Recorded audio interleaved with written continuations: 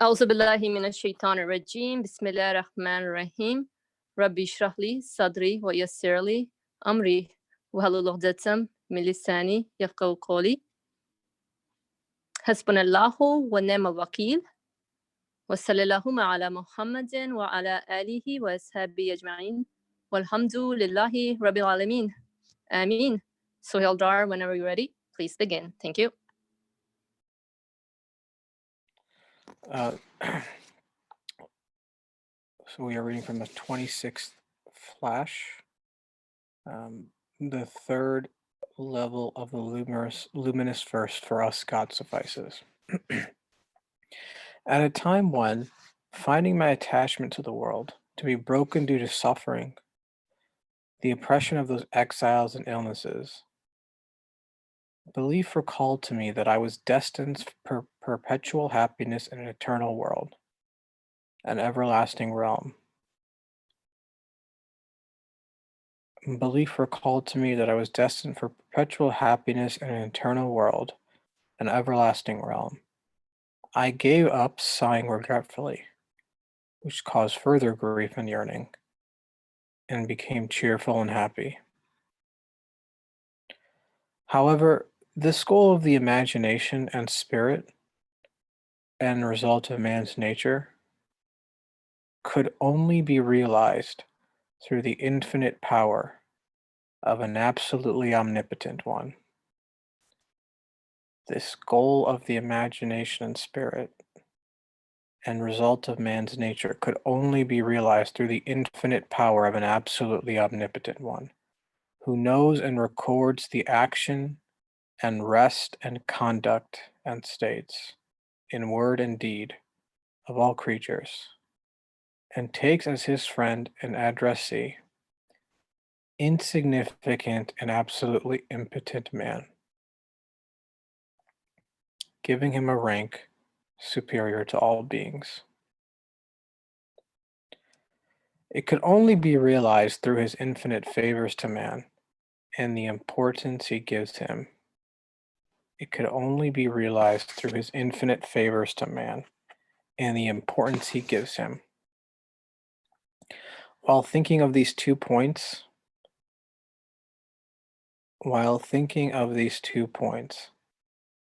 that is, the activity of such a power and the importance of apparently insignificant man, I wanted an explanation which would deepen belief and satisfy the heart. While thinking of these 2 points, that is, the activity of such a power and the importance of apparently insignificant man, I wanted an explanation which would deepen belief and satisfy the heart. Again, I had recourse to the verse, and it told me to note that no, for us. Oh, okay. As in the suffix na. So na as in like us. So for us, possessive, for us. And to he who is saying, for us, God suffices together with me. I at once looked and saw the innumerable birds and flies. I at once looked and saw that innumerable birds and flies, which are miniature birds and uncountable animals, and boundless plants and trees were like me, reciting through the tongue of disposition, for us God suffices, and he is the best disposer of affairs. They recall to everyone the immensity and majesty of a power, which before our eyes, particularly in the spring, creates in most abundant plenitude, with the greatest ease and on a vast scale, from eggs, seeds, grains, and droplets of fluid, which all resemble each other, and whose substance is the same.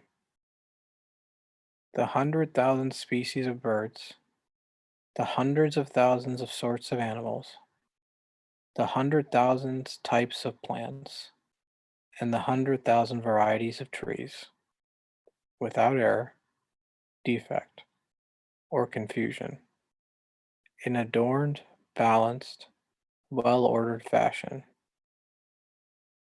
and in forms all different from one another.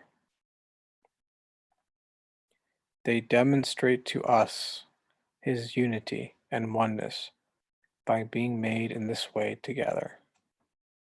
They demonstrate to us his unity and oneness by being made in this way together, one within the other and resembling each other. I understood that any interference or participation in the dominical, creative act of disposal, which displays thus incalculable miracles, was not possible. I understood that any interference or participation in the dominical, creative act of disposal, which displays thus incalculable miracles, was not possible. Those who want to understand my personality and human character, which is like that of all believers, and those who want to be like me, should look at the explanation of the I in the first person plural us, in for us God suffices. That is the explanation of myself. What is my apparently insignificant, wanting being, like that of all believers? What is life? What is humanity? What is Islam? What is certain, affirmative belief? What is knowledge of God? How should love be? They should understand and take a lesson. So that is the end of the third level. So I just will sort of give my brief comments and then hear from others as we go through the third level. But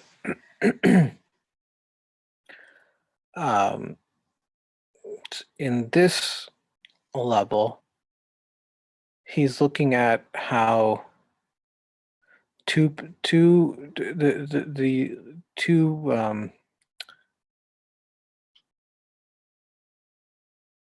two vantage points. The vantage point of the creator of the universe who has infinite power, and the vantage point of man who is insignificant. And yet man is given importance by being addressed by his creator with innumerable, or as he says, infinite favors to man. He has given him such importance to the point that he's even addressed him in speech. And this realization came to him when looking at the world, knowing that he was bound for an eternal, everlasting realm. And it only could be realized knowing that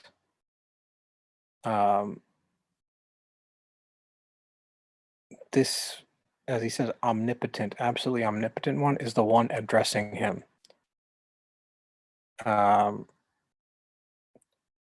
who takes him as his friend.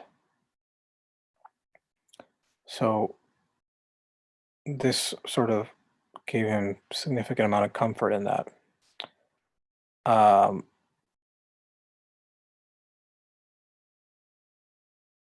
But when he looks at the verse, he sort of gets a satisfaction in trying to understand this sort of relationship.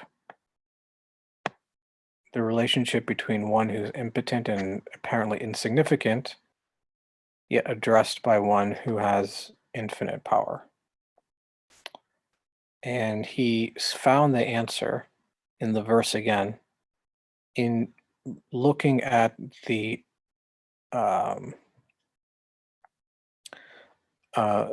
first part of the verse where it says, or the looking at the for us aspect, So he says in that, or the noon and the aleph, hasbuna. So for us, God suffices. And he realized that that was not simply referring to man, but referring to all creatures in existence. Um, and they were all like Nursi in that they all found their creator to be sufficient for them and to answer their needs. And he saw that because he saw how so many innumerable things spring to existence every spring with ease, without defect, without error, without confusion, in a balanced order, and in innumerable forms. From the smallest thing to the biggest thing, doesn't matter. And they all come from such insignificant droplets, seeds, grains. So there definitely is an infinite or absolute power at work that they are relying upon. And he further goes on to say that in seeing that or witnessing that, what's happening around him, that there can be no other one who's acting. Or in other words, it can only be him. They demonstrate his unity and oneness. They all point back to him, and they all demonstrate his particular qualities at once. And no one has any share in that power or act of creation or his dominion. And therefore, he says that if you want to understand him and how he sees the world and who he is as an individual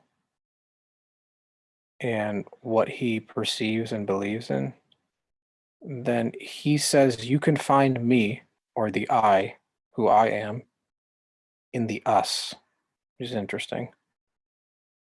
Because Nursi doesn't see himself as sort of detached from the world or divorced from the world. He says that who I am, you just have to look to the universe. Because what I believe in is demonstrated out there. How I take comfort or solace that I'm being addressed is the same way in which all creatures are being addressed. That's who I am. So it's not for me God suffices, it's for us God suffices. That is the explanation of myself. And in a way, he's saying all these questions you can answer by simply looking at the us aspect of it. Or in other words, by looking to creation around you. What is life? What's humanity? What's Islam? What's affirmative belief? They all can be sort of ascertained by looking at what the universe is demonstrating to you around you. What is knowledge of God? It's not, these aren't some things that are just foreign, like you just have to sort of ascertain on your own. You can go find the answer in the us or looking to other things out there. What is humanity? How should love be? The universe is sort of that metric. It's the way in which those questions are answered. As he says, they should understand and take a lesson. So this is what I took away.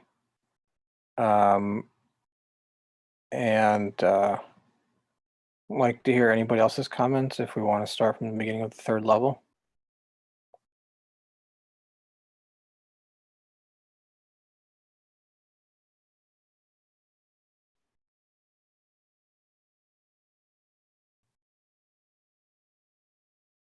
Go ahead, Furia.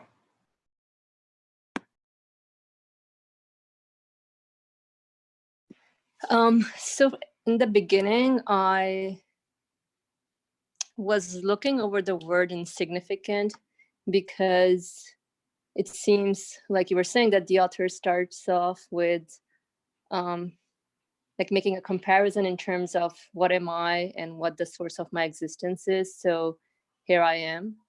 I'm a totally impotent and needy being. And whatever I conclude to be the source of my existence, that would be it for me in terms of, whatever attributes or any qualities that I'm associating it to. So I just wanted to draw our attention out because I was just thinking about it. The word insignificant, where, the author is saying that if I'm really pondering over what my reality here is, what my position is, yes, I realize that I'm absolutely impotent in my existence. I'm in need to be given existence. And I'm a recipient of the speech, be it in verbal, action, or any kind of form. So I was thinking, what makes me insignificant in relation to what is the author saying I'm insignificant? Because even though if I start with myself, and I, when I start asking within myself, like, just existential questions or what so on, or not even, but, just like within myself, and I find myself doing things, actions, I don't see that I'm insignificant, because it seems that as a human being, we are endowed with endless potentialities. That is, first of all, it's very mesmerizing. It's amazing, just like the universe. Scientists keep discovering the order and anything else that is in need to be discovered. Similarly, the human being is also like a complex individual where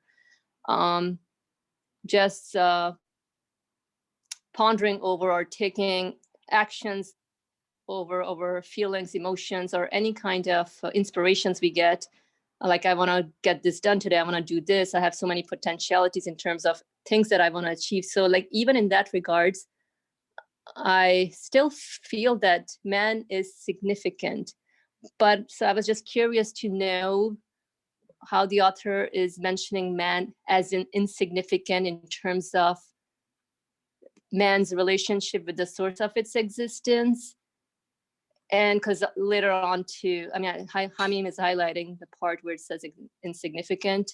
It's saying of all creatures, and take as his friend and addressee insignificant and absolutely impotent man, giving him a rank superior to all beings. And later on, again, that insignificant man is mentioned again, the importance of apparently insignificant man. So I was wondering, in relation to what am I insignificant? Because even devoid of a source of existence, I'll feel that I'm significant. And when realizing that I must have a source of existence, I still feel significant, that, hey, I'm very important. I'm, being created, and I'm being communicated with.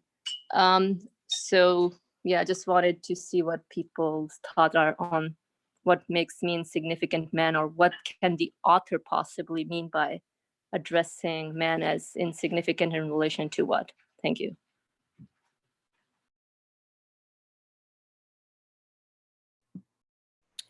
Does anybody have comments for that? I mean, I'll just share my simple thought is that insignificant in that man can't address his needs on his own. Or in other words, he's dependent, because he ties insignificant, impotent together. Absolutely impotent. That's why man's insignificant, because even if he thinks he's doing something, he's not. He's still dependent.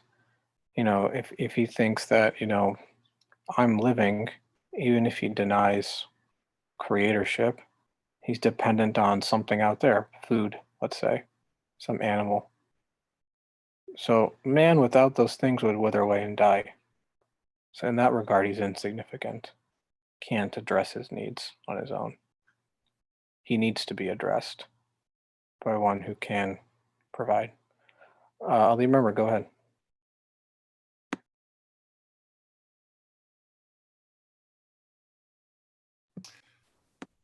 The Quranic figurative speech description which has given about the creation of Adam, which is which signifies the creation of you and me, human beings. And he said, I want to create something out of clay. Yeah, and then he blew into this clay a spirit from his own spirit. That is interesting. But so asked Iblis, that's a description of what our reality is. Asked Iblis something. Yeah, come on. Prostrated means worship. Not worship.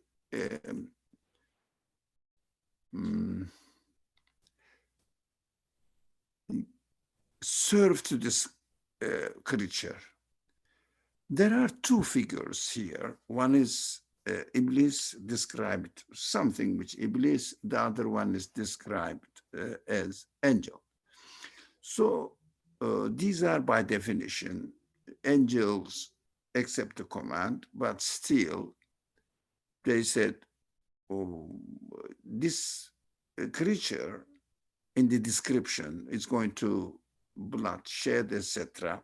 But after realizing that God, the creator, has blew into the clay, a spirit from his spirit, it means all the tools that with which human beings can be aware of the qualities of the creator. They said, oh, that is great.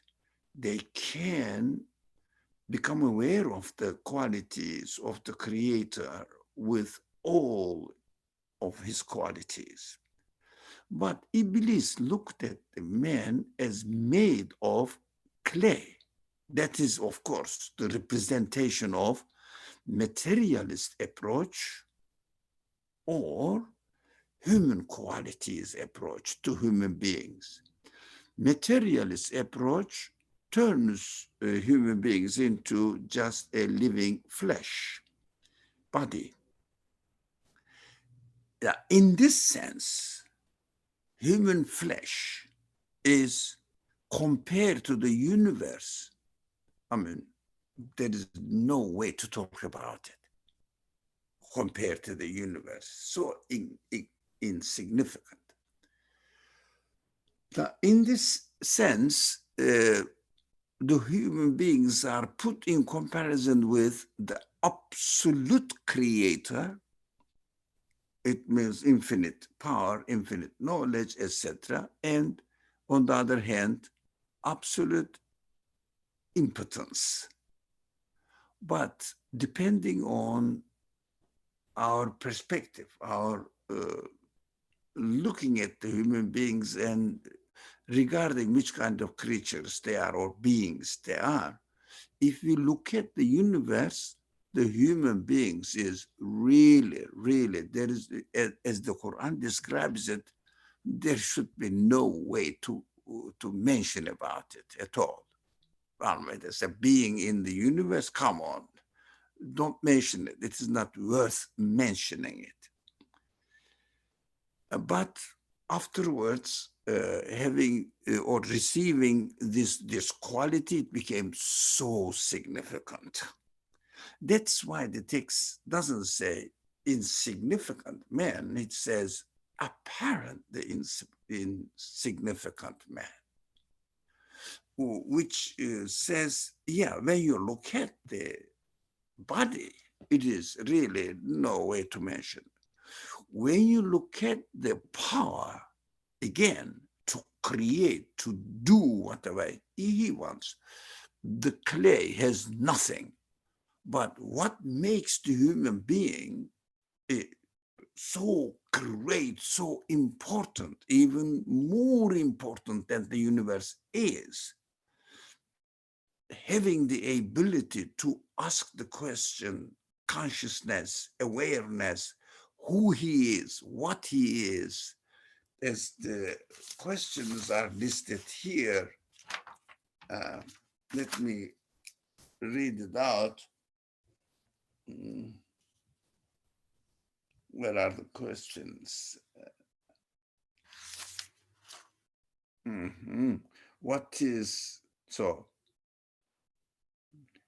What is life? What is humanity? What is Islam? Means what is receiving the message from the Creator? Islam represents this. What is certain affirmative belief? What is knowledge of God? How should love be? So they should understand, take a lesson from all this.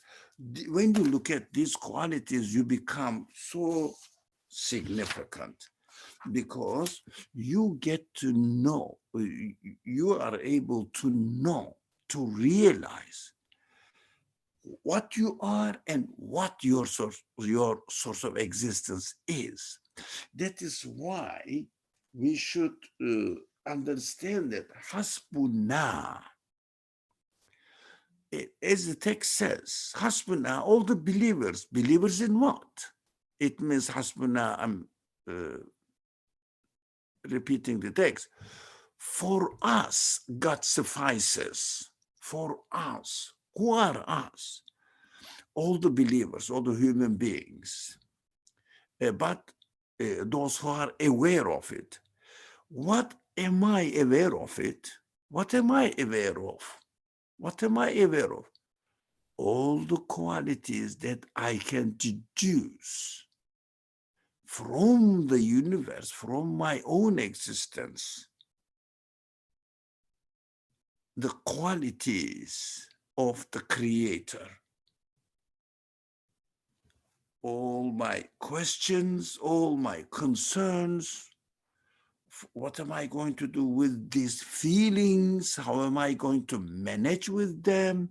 How am I going to satisfy them? All these feelings, endless feelings, each one of them says, for example, I want to love. Now, the sense of loving takes me to the absolutely loving one. Sense of knowledge takes me to the knowing the absolute source of knowledge. Sense of wisdom takes me to acknowledge the absolute source of wisdom. Continue, use, or you name it now. Use all your senses will be satisfied with only the Creator of the universe, which is called God. God will satisfy my human beings. All the believers share the same conclusion. That's why the believers, when I say us, for us, the common denominator of human beings, believing human beings, are what? All these human qualities will be satisfied with having a certainty in the Creator of the universe, who is called God. When we reach this level, we understand definitely God suffices us.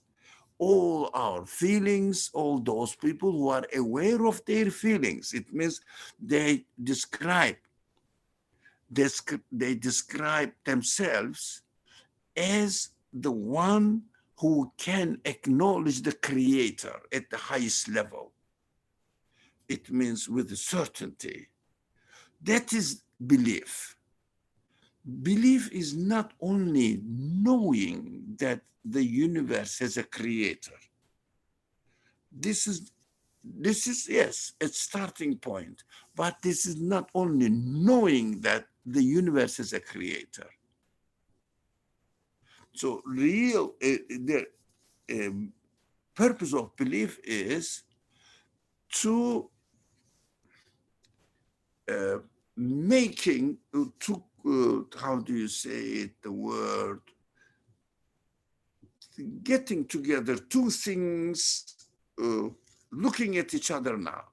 My feelings and the source of satisfaction of these feelings is the creator of these feelings, who has the source of all these feelings, who is the source of all these feelings. This relationship, this communication between my need and the one who is going to fulfill this need. But my needs are as numerous as my feelings, and the one who is going to fulfill, satisfy these needs are the one who has the source of all these feelings, all these qualities. One of them is absolutely needy of satisfaction. The other one is absolutely powerful enough to satisfy them. So both of them now encountering with each other, or both of them are communicating with each other. One of them is needy, the other one is the source of satisfaction of this need. That's why when I say, for us, God's vices, it means for all my feelings, only the source of these feelings suffices. Only source of these feelings can suffice for human beings. So I understood that this insignificant man is apparently insignificant, but in reality, every human being is even more significant than the universe itself. So the believers come to accordance with each other on this denomination.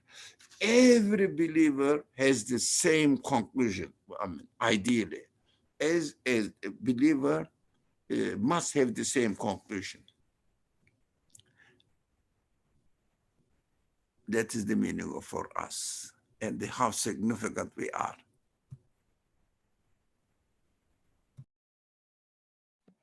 Jazakallah for that explanation. Anybody else have any comments? And before somebody does, Mariam wrote a comment. Islam is submitting to the creator of this universe, accepting that he's our creator, and that he can give us everything and take it away. To worship only him is what I mean. Do you want to say anything, Mariam? I don't have much to add to what I put in chat.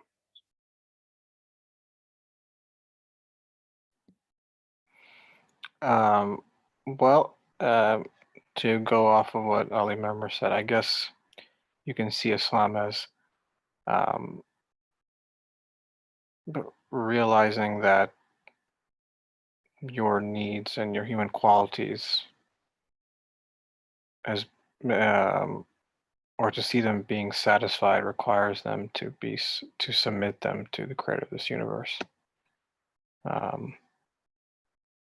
That's how one gains significance, or his humanity gains significance. Anybody else have anything else to add on the first paragraph? Or comments on the first paragraph? Go ahead, Tija Beza.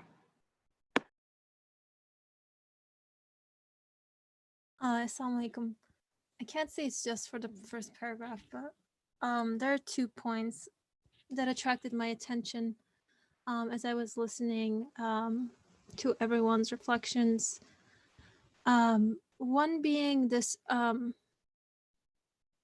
guess the us and the I, from going from the particular to the universal, or maybe from the universal to the particular to the universal again. And by that I mean the relationship between, so the author says like the attachment being broken, to his attachment to the world being broken, and due to X, Y, or Z, suffering the oppressions of those exiles and illnesses. And then that, I guess what I take from that being like the world, or whatever these attachments, these whatever he was experiencing, or perhaps having some sort of expectations within the world not sufficing him, not being enough, and that in that lacking, then he finds belief calling to him, reminding him of what he is destined for.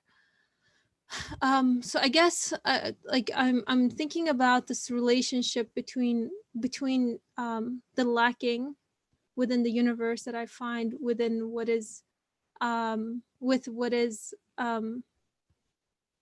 realizing only through the absolute one, that then the world becomes somehow cheerful and happy for me. And not just that, but just like there's almost like a couple of conditions here, like through the absolute, like through my recognition or realization of this absolute source that is taking care of me, meeting all of my needs. And I guess within that is like where the author talks about like addressing me as his friend and addressee.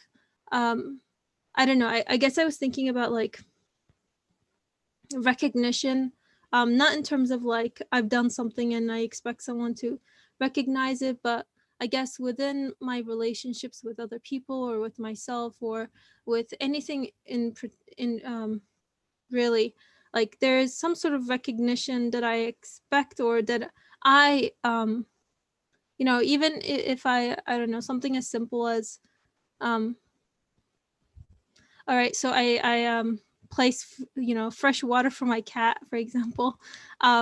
Her drinking from the water bowl is in a way like recognition of that act, her benefiting from it. So this sort of like friendliness of the relationship between this one who is needy and one who is fulfilling that need.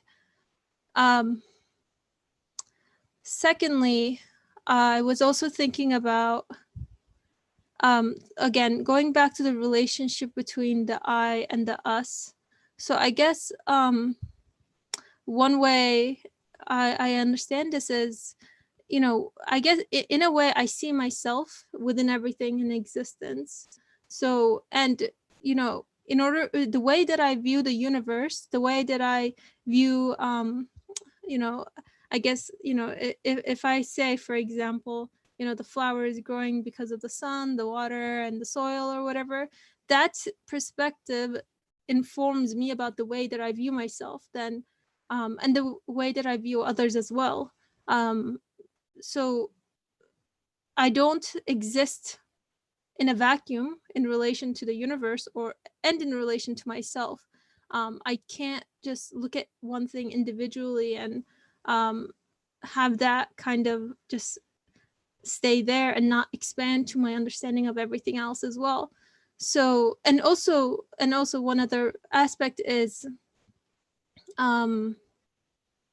like the neediness that I see within myself, that then I can also extend that to everything else within the universe as well. So my thoughts are a little scattered, but right. So this relationship between the I and the us, and seeing the I and the us, and seeing the us and the I as well, because I think from an existential perspective, then everything kind of boils down to the same core.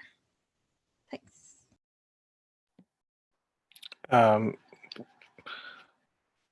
So if I understood you correctly, I think, and tying in Furia's comment, lacking in the universe to satisfy my human expectations is a call to look for one that can satisfy me eternally. So if one were to break down this process, it's first starting with what you're experiencing and how you feel about what you're experiencing. And it's in that experience that you realize that the world in and of itself, let's say materially, is not satisfactory for whatever reason in your experience, but it's not. Primarily because it doesn't satisfy your eternal sort of human expectations. Materially, things come and go transiently. So in this regard, you see yourself as apparently insignificant, even though you have some sort of expectation and need that looks beyond material things themselves. So even the human being, even if he were to sort of boil everything down to material reality, his humanity doesn't even accept it, because he knows in his heart of heart that it renders man insignificant, but it's not acceptable to man to render one's humanity insignificant. It's not compatible. And he knows it, even if he tries to sort of deny the reality. And I can see what reality is. I can see sort of who I am, as you're saying, and what the truth must be, by not only looking at myself, but looking at all those things around me as well, and seeing who they rely upon, who they look to, who they call upon. And I see the same thing in myself as well. And in this regard, my significance becomes apparent, because as an individual, as a human being, I can make sense of not only what's happening within me, in that I'm looking for that, permanent source who can answer my needs, but I can make sense that everything in the world is also sort of, in their own way, in need of that source, that creator, their sustainer. And interestingly, man, as materially insignificant as he is, he's not even a drop in sort of the ocean and of the universe, but he can make sense of, as the verse says, for us God suffices. He can see in himself the entirety of the cosmos, sort of reflected in him, or encapsulated, indexed within him. And in a way, he can represent the entirety of the universe in himself when he looks to the creator to answer his needs, saying that just like all those other things, I look to you as well.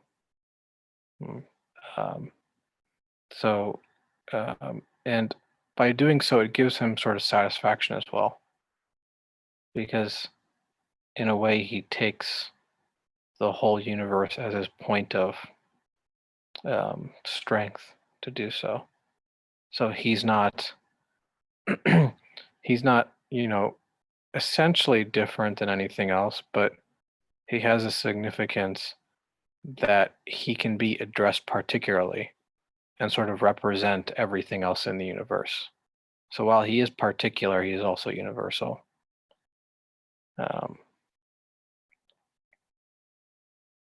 Which is another aspect of his significance, is that he is a universal creature, even though he's particular in his material nature, but universal with respect to his human consciousness and qualities.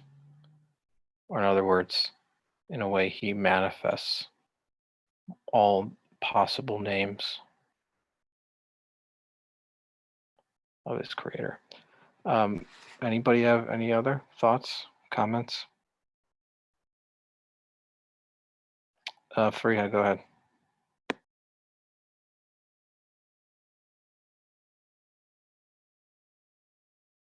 So one comment and then a question. So my comment here is about the second paragraph.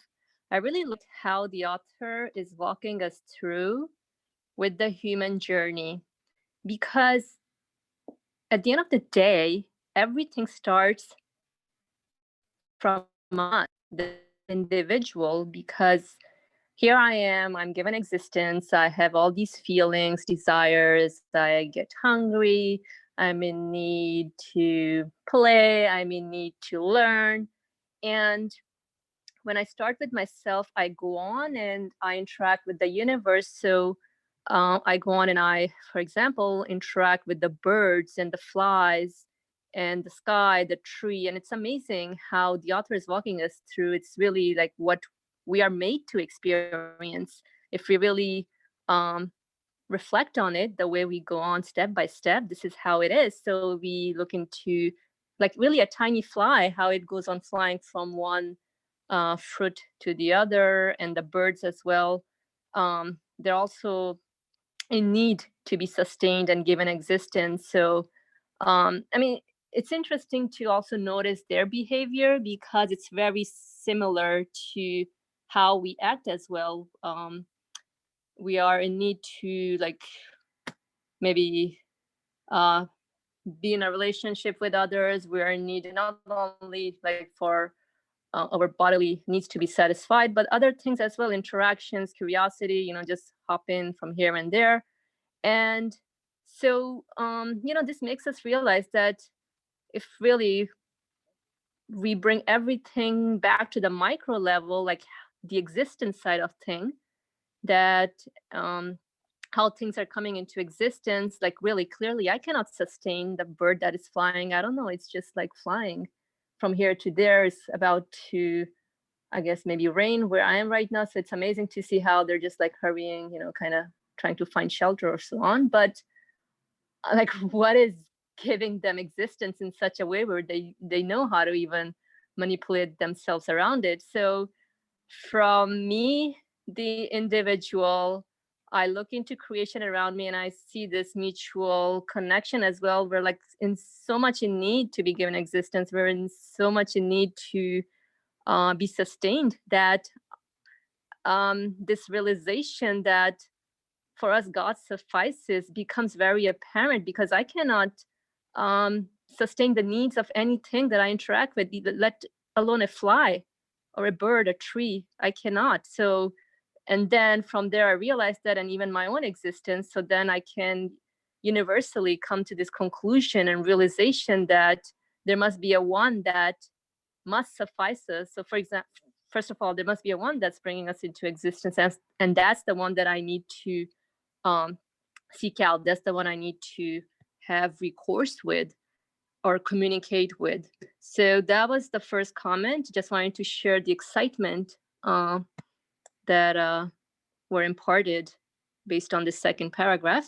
And the next question, so let's see, I'm reflecting a little bit on what Ali Murmur shared earlier in terms of our feelings and emotions, so how they are given existence. So I find myself, I'm in need of endless things. And so I find myself just, I don't know, a need for maybe to go outside and play Frisbee, like really. That's a really legit need right now. It could be anything. Maybe I want to go and play basketball. So if I really ponder over this need, and then Ali Murmur was saying that I need to question the source of existence of this need, and then really what can satisfy this need that is imparted on me, right? So, and then I was thinking that all this human journey, it's really happening within the human being. So because I am questioning within myself, and I am interacting, having dialogue within myself, and I come to a conclusion, and that's all taking place within me. But that's happening as a result of me experiencing the universe. And so if it is such, what I'm trying to say is like how, because I have this need to be in communication with the source of my existence.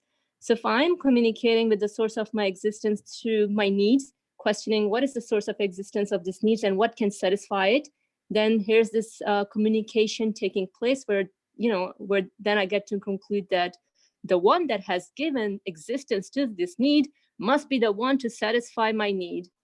And okay, so that makes sense. I'm like, okay, this is great. But then it made me also recall once in one of these discussions, somebody said that questions are human and answers are divine.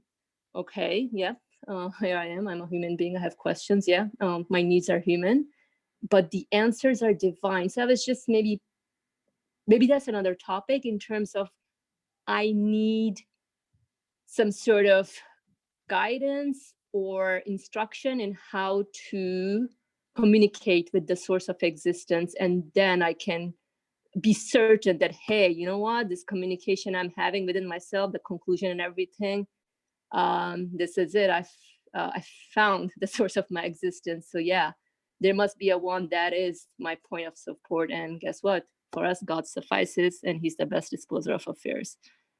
Yeah, that's all I wanted to share. Thank you.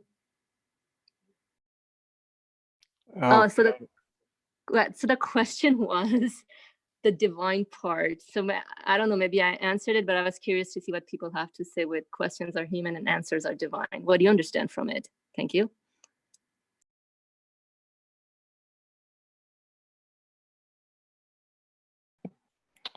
Does anybody have any thoughts on that? Go ahead, I'll remember. That's a great question. What does divine answers are divine? Answers must be divine. Divine by definition, as you beautifully described, that the universe witnesses that the one who created the universe must be the infinite one, absolute one, self-sustaining one, self-existing one. So the source of the source of existence of my feelings must be the one who can satisfy. None of my feelings can be satisfied as they deserve to be, as they deserve to be satisfied within the limitations of this world. So the example was given, I want to go out and play and entertain myself. Correct, but what really am I, what I am looking or going after is to satisfy my feeling of enjoyment. I should enjoy my existence. I should enjoy my life.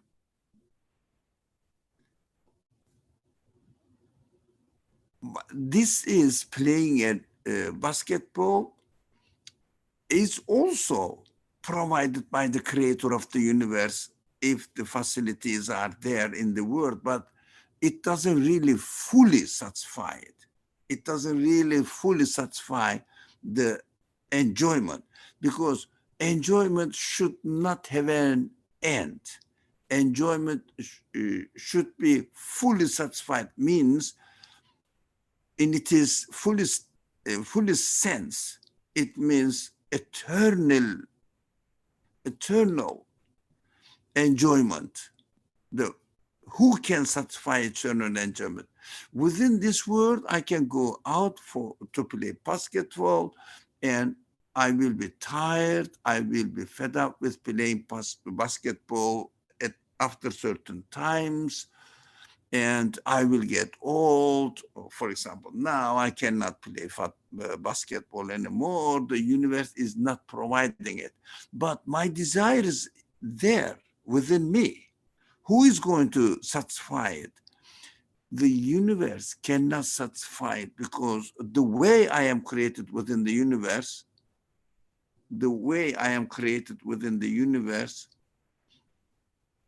has an end. And there is tiredness. There is a time limitation. There is a lifespan limitation.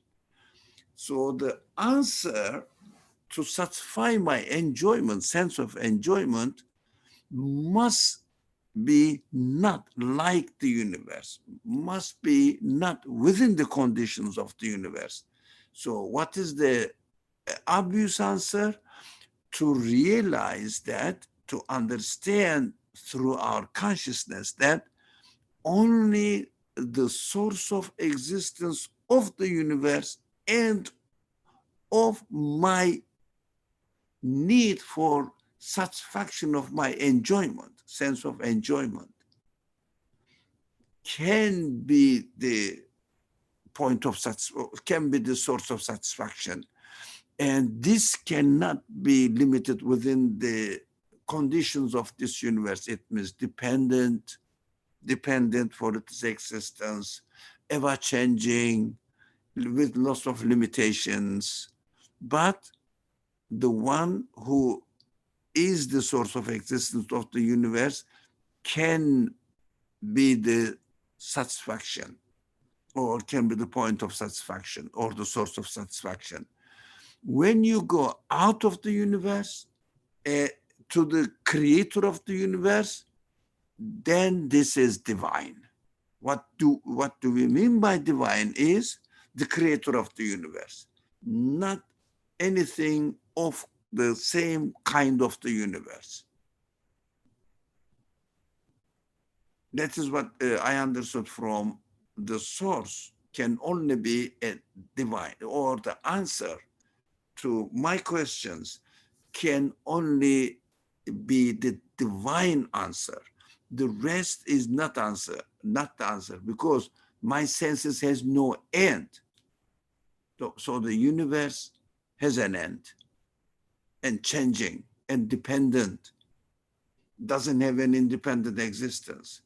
But only the one who is not of the kind of the universe can be source of the satisfaction for my feelings, or source of answer to my questions. Then this is called, by definition, divine. The absolute being is the answer. So as the text says, God suffices us, nothing else suffices us.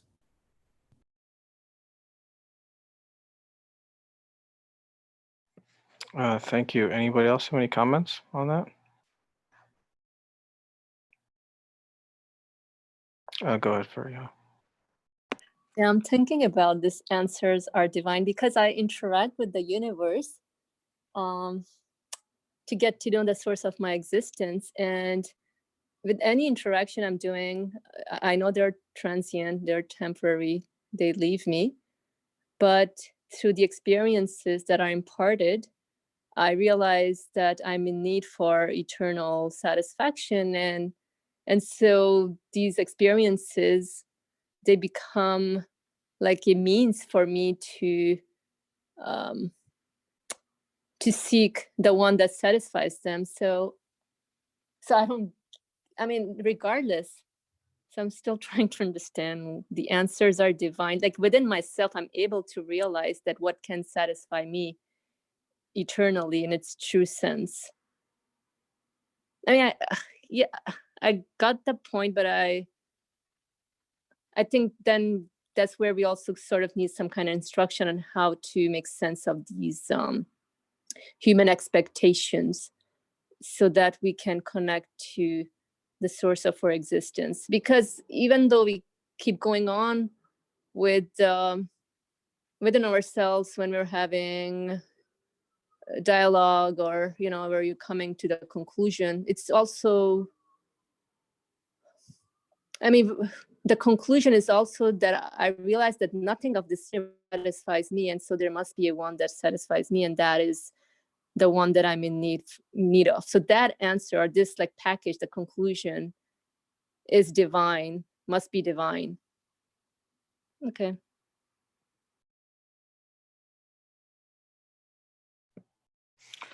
I would, to me, the verse or the for us aspect is very important, because any sort of answer to man's expectation as he points out, in a way has to address man in a very universal and comprehensive manner. Otherwise, any answer is not satisfactory. So, practically speaking, Alimar brought up, let's say you're playing a sport, basketball, for example. That is not a universal and comprehensive answer to man's humanity. It may address a particular aspect of man for a particular moment, but it is not comprehensive and universal and beyond, therefore, space and time itself. Because man's questions look beyond the universe, therefore his answers have to not only come from beyond the nature of the universe, but they need to also sort of find satisfaction in something beyond the nature of the universe. And the verse, in a way, sort of addresses man in this respect by saying for us. It's saying, in a way, it's saying the for us aspect, the noon and the aleph, are in a way looking to man and saying, you are a sort of comprehensive being. You are sort of an index of creation, as Nursi puts it often. Or as the universe is a macroanthropos, or a man sort of in the macroscopic scale, and you represent the universe. So therefore, in this regard, an answer to your question needs to be in line with who you are as a human being. It can't be particular. It has to sort of address your comprehensive nature, your universal, all your universal human qualities. Because that's how significant man is in this respect. And the verse sort of, very interestingly outlines that, because it's addressing man, but from an us perspective. I don't know if that made any sense to anyone, but did anybody else have any comments, thoughts, questions about these first couple paragraphs? Muhammad Said, go ahead. Assalamu alaikum. I think what is the problem? What is the question that came to my world as Fariha was also mentioning about it? I think the problem is the transience. As soon as I experience, as the author also beautifully puts it out, that as soon as I experience the transience or a passing of my health, let's say, lack of my health, in that moment I realized that I want this health to be continuous. And I think that's the question. I want this existence to be continuous. But when I seek for an answer to this question, the things around me share the same reality as me, that they are also transient. And so I think at this point, the explanation of my situation should be outside of this universe, coming from outside of the universe, because everything shares the same reality as me. So their explanations, if there are, cannot really explain anything in terms of what I need. I need an eternal connection. I need a assurance that is eternal. So I think that's how how I received the answers should be divine, must be divine, means like nothing can provide what the human being is in need of. Thank you. No, thank you for that addition. Anybody else have any comments?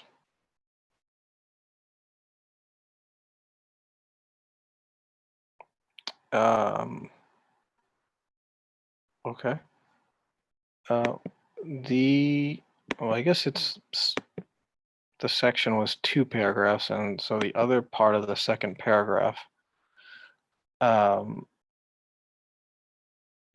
was addressing, and maybe we can talk about this for the last part of our discussion, about how Norsi's saying, this is how you can understand who I am. And people want to understand my personality and human character should look at the explanation of the I in the first person plural us, and for us God suffices. So to me, that's very interesting, quite interesting. But Mariam, go ahead, you have your hand up. So if we're going to move on to the 4th level, then before we do, I have some notes for the 3rd level.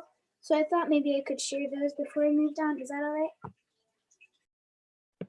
all right? Go ahead. Okay. My first note for the 3rd level is you depend on your creator. Islam is accepting your creator is the one, that he gives you everything and can easily take it away. Having the religion of Islam shows that you worship your one and only creator. For us, God, our creator, suffices. Materially, everything comes and goes.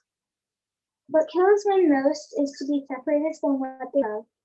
Our creator makes us like this to show that nothing material is permanent. By making us feel sorrow when we are separated from what we love, our creator tells us to connect with him.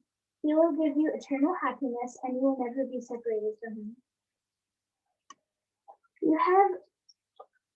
You have a need to connect with your creator. Questions are human, answers are divine. The source of your feelings or wants/needs must be the one who can satisfy them. The source of your feelings or wants or needs must be the one who can satisfy them. Be thankful with whatever your creator gives you. If you're not thankful, your creator will take it away. There are limits in this world. We have limits. Our creator does not. That is why we want to go past the limits in this universe. Your feelings are endless. Your feelings are endless, which means that the universe has an end. Thank you. Thank you for summarizing what we were talking about thus far. Does anybody else have any comments about what we've read? I think we've probably kind of addressed everything here, but we can go on to the 4th level. But if somebody has any comments or questions before we go on.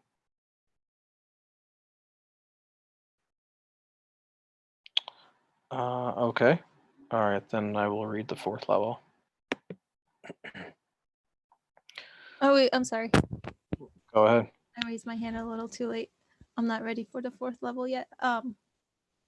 So in regards to the 2nd paragraph specifically, I guess, I was thinking about or maybe both paragraphs, but the sense of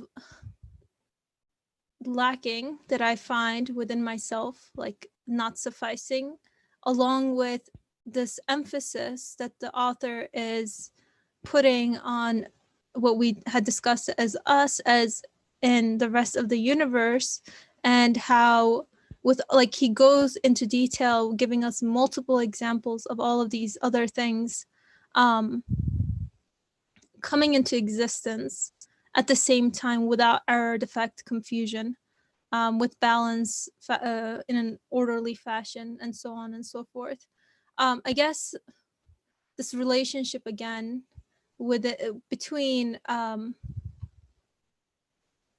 this, as Muhammad Said was saying, this, I guess, within this transience is this sense of lacking, or I don't want to say unfulfillment, but yeah, unfulfillment within the things themselves, necessitating that I am in need of one who's absolute. But here the emphasis being on, the author says omnipotent, right? And then I think the examples that he gives there, all of the qualities of, or the names of the creator looking to one another, but in particular here, I think there's an emphasis on him being the absolutely omnipotent one, and being, for me, as far as I'm concerned, being able to try to understand this in a way that seeks to fulfill my wounds of lacking or feeling insufficient, is, I guess, and I understand, like, this might be an overused example, but I'm going to use it anyway, as it says in the text. Like, every spring at once, like innumerable things just come into life. They come into existence, they blossom all at once, all over the world at the same time, without any defect. Nothing is running late, everything is working perfectly, and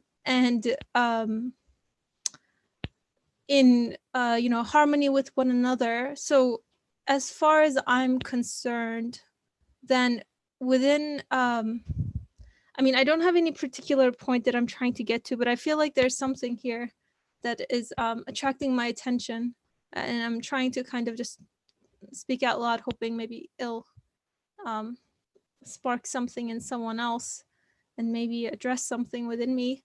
But this relationship between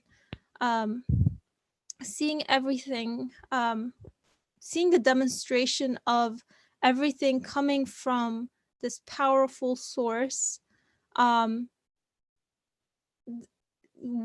who must be unique, one who must be one, this singular source, then also being tied to not somehow, because I too am part of this, like, just as there is a spring every spring, there's I have springs within myself, as far as my feelings are concerned, or the way that I experience things. So, like, just as those things are going through just are being brought into existence, I guess, tying that into my feelings of insufficiency or lacking, or my human expectations, feeling secure in the fulfillment of that, and not as something later only, but also here and now, if that makes sense.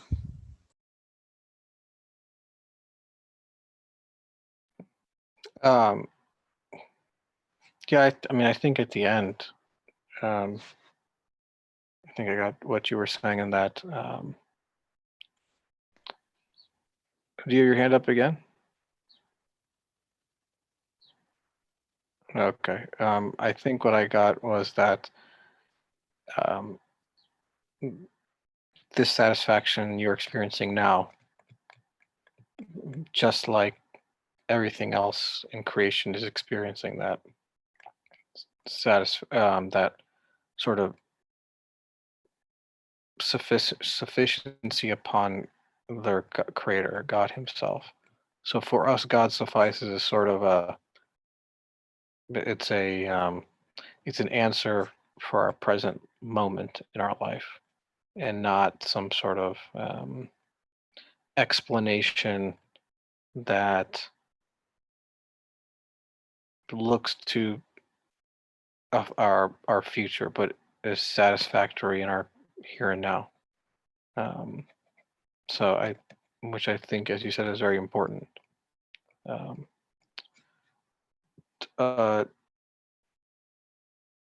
Which I would add or say is that, one being addressed by one's creator, that speech really should address man as he is right now. If man is a comprehensive being, and if his qualities look beyond the universe, then he should be addressed in the here and now, because in a way his human expectations are beyond time itself. So he can find satisfaction now, in the present moment. Tolo, I think you had your hand up and then you put it down. I don't know if you want to speak.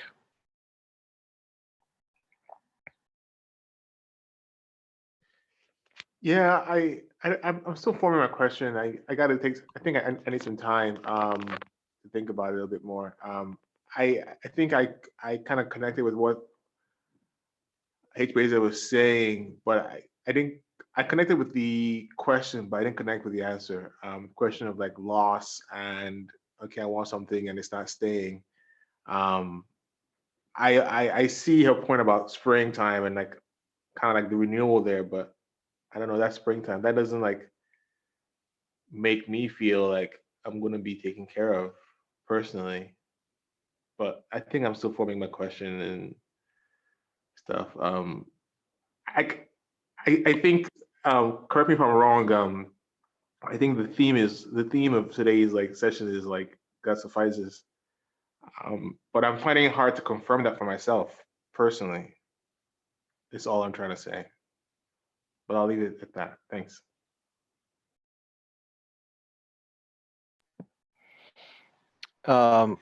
Well, to me, I mean, the author had the same, concern, and what he's saying is, just to summarize what he's saying, at least from what I understood, what others understood, is that,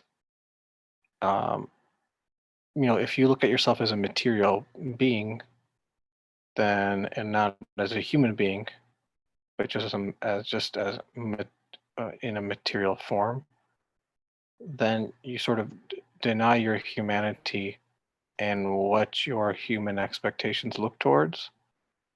And when you acknowledge them, you see you're being addressed, particularly by the creator of the whole universe. In that,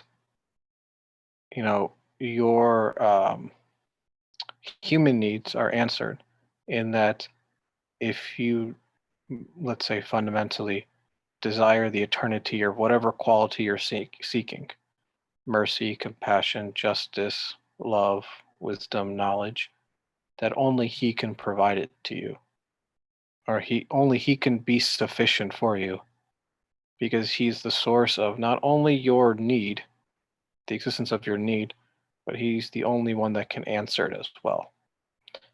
And a demonstration to that is what's happening not only within you, but also therefore what's happening out there in the rest of creation as well. And that they too look towards the same creator as you do, and they find sufficiency in him because in their sort of own material insignificance, a seed, a grain, a droplet of fluid, an egg, innumerable amount of species sort of come forth from those apparently insignificant things. So their power is not from within themselves. Their sufficiency is on the infinitely powerful one. So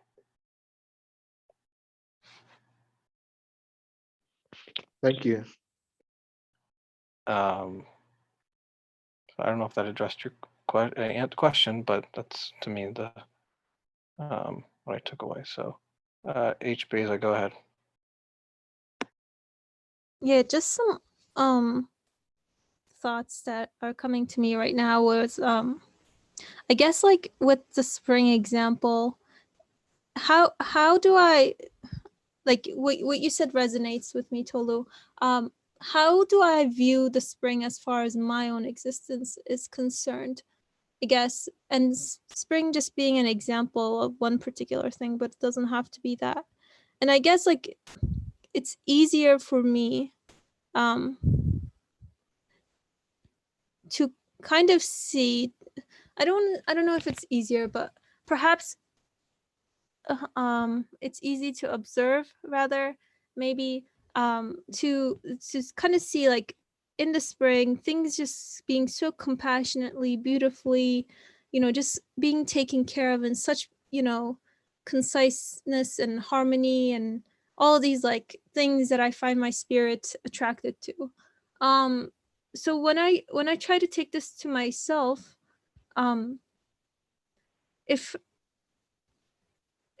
I mean, inevitably, I find this relationship with spring, the springing of flowers, and myself. So, like there is an inevitable relationship there. But to say, then, do I within myself confirm or feel that the one who is bringing the spring into existence is also the one bringing me into existence?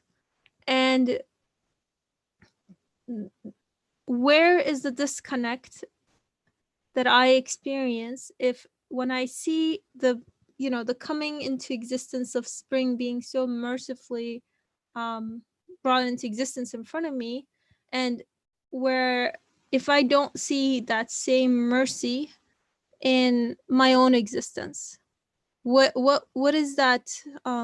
What would potentially, I'm just thinking out loud, what would potentially be causing that disconnect there? And not to try to take an arbitrary or biased position, but in my observation of spring, I can definitely see qualities of beauty and mercy and compassion. So then if I don't see these things within my own situation, for example, then there's some sort of contradiction that I am facing. So I need to then, I guess, reassess for myself, what does it mean for me for something to be brought into existence mercifully or compassionately, or for God to suffice for me? And I think there is a distinction between the necessarily concluding that the source of existence is one who is able to meet my needs, and feeling that he is meeting my needs and is compassionate about everything that I'm experiencing. Perhaps that's where the disconnect is, just kind of taking it home again, just bringing it back to myself. I'm still thinking, but just a couple of thoughts.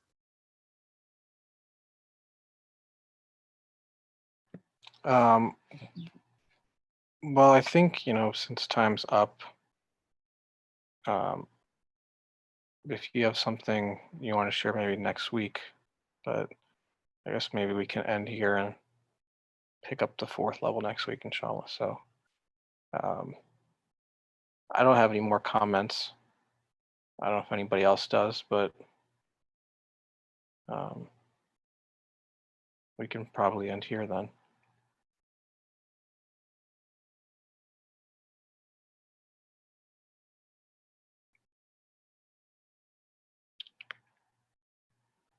I'll hand it over to Fariha then. Go ahead. بسم الله الرحمن الرحيم. سبحانك لا علم لنا إلا ما علمتنا إنك أنت العليم الحكيم. Glory be unto you. We have no knowledge save except that which you've taught us. Indeed, you are all knowledgeable, all wise. وآخر دعواهم أن الحمد لله رب العالمين. بحرمة سر سورة الفاتحة. آمين.